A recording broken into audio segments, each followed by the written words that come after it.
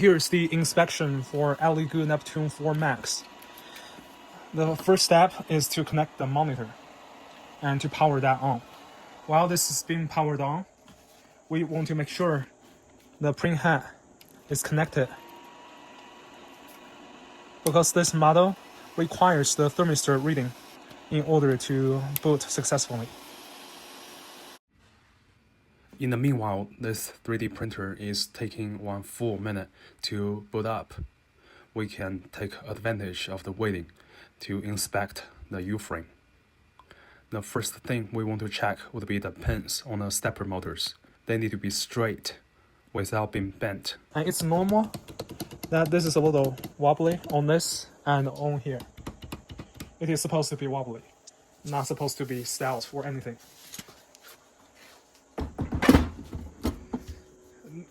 It's a personal preference. I normally would try to lower this X-axis bar all the way down, as close as possible to the build plate, so it doesn't fall against anything. We need to have 3 connections. One is the X-axis.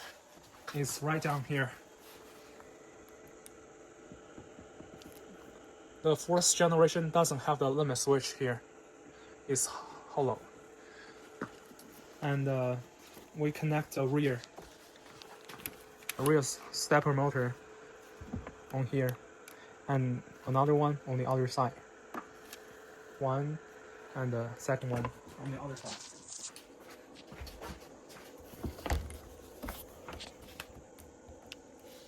Okay, now it's fully booted. We go to the screen, we go to prepare, go to temperature, choose any one of these 4 material. We want to observe if the temperature shoots up. The print head goes up rapidly, which is very good.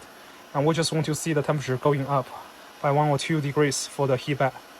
Once we see the increase of the temperature on the heat bed, we can pause it.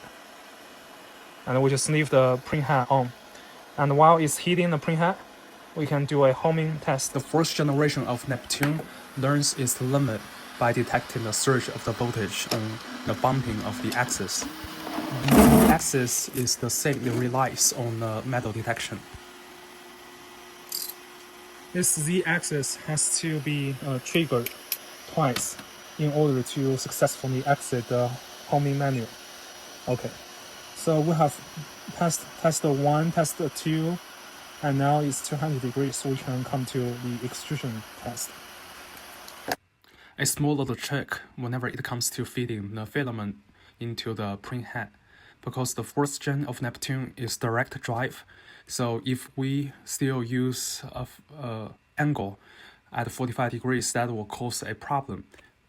So there's no longer any need to clip the filament at an angle to make the end more pointed. Just do our best to cut it as straight as possible. We need to pay attention to how the filament curves and rotate the filament to point it into the feeding hole. This is step 3, the final step to inspect the printer without fully assembly.